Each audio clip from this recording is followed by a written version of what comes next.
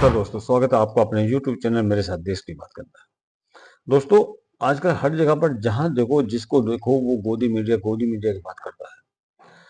लेकिन क्या किसी गोदी मीडिया ने कभी यह बताया है कि 1977 से पहले लोग जनसंपर्क विभाग के द्वारा प्रोजेक्टर के द्वारा 4x3 की सफेद कपड़े की चादर के ऊपर चादर की स्क्रीन बना करके नगरों की गलियों में और गांव के चौराहों पर रात को 7 से 8 बजे के बीच उपकार और पूर्व पश्चिम जैसी फिल्में दिखाई जाती थी, जिनके एक दो गीत में तिरंगे झंडे के साथ में गांधी और नेहरू को जरूर दिखाया जाता था।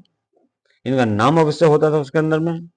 तब चूंकि आजादी नई नई मिली थी, तो इन लोगों का नाम का जो जादू था वो लोगों के साथ चढ़ करके बोलता था, इसमें कोई शक नहीं।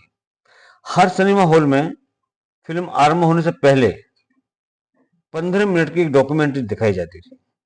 ये कंपलसरी था उस टाइम पर, जिसके अंदर में 15 मिनट और 40 सेकंड के लिए नेहरू और इंदिरा गांधी के वीडियो को, उनके कारनामों को दिखाया जाता था। उन डॉक्यूमेंट्री फिल्मों में लाल बहादुर शास्त्री को वायुयान से उतरते हुए दिखाते थे, केवल 5 या 10 सेकंड के लिए। तो सिनेमा हॉल जो था वो तालियों के गड़गड़ाहट से भर जाता था, गूंज उठा।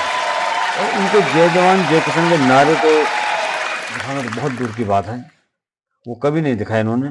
1965 में पाकिस्तान युद्ध के साथ हुई विजय तो कभी दिखाया ही नहीं गई, कभी भी। जो 1965 का युद्ध हुआ था वो कभी नहीं दिखाया गया उसको।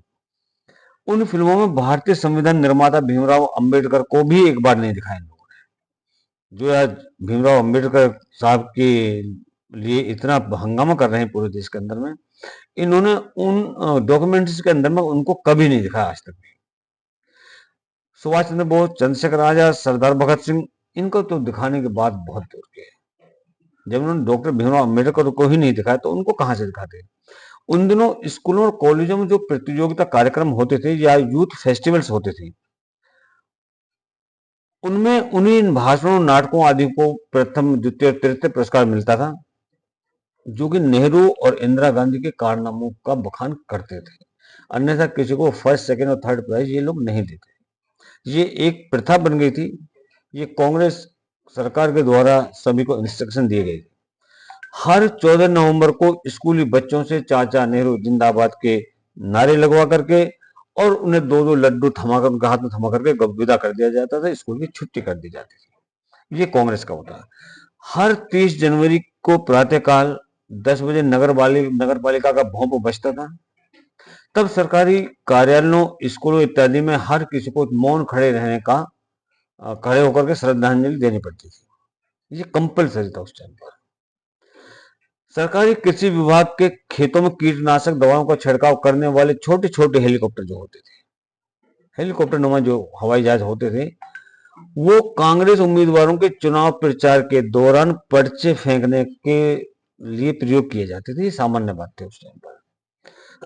उन चुनावों के दौरान चुनाव आयोग छुट्टी लेकर नानी के यहाँ चला जाता है, क्योंकि आज चुनाव आयोग जो है वो इनके हिसाब से बेईमान है और उनके टाइम पर बहुत ईमानदार था।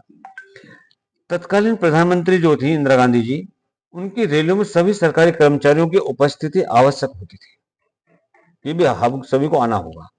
और उनके अधिकारी उन रैलियों में हाजिरी का रजिस्टर लेकर के जाते थे और उपस्थित कर्मचारियों की हाजिरी लगाते थे, और जो अनुपस्थित होता था कोई कर्मचारी, उस पर कार्रवाई की जाती थी। ऐसा अच्छा वक्त था कांग्रेस का। मैंने सोचा कि ये बात नई पीढ़ी को शायद मालूम नहीं है, बता दूं कि कांग्रेस कितनी अच्छी थी, कांग्रेस के द्वारा किए हुए कार्य कितने अच्छे थे, कांग्रेस के टाइम पर चुनाव आयोग कैसा था, और कांग्रेस ने किन किन महान हस्तियों का वर्णन, गुणगान अपने कार्यक्रमों के दौरान किया या अपने शासनकाल में किया था। थोड़ा ध्यान रखिएगा, और कुछ ज्यादा वो बताऊंगा। धन्यवाद। जय हिंद, जय भारत।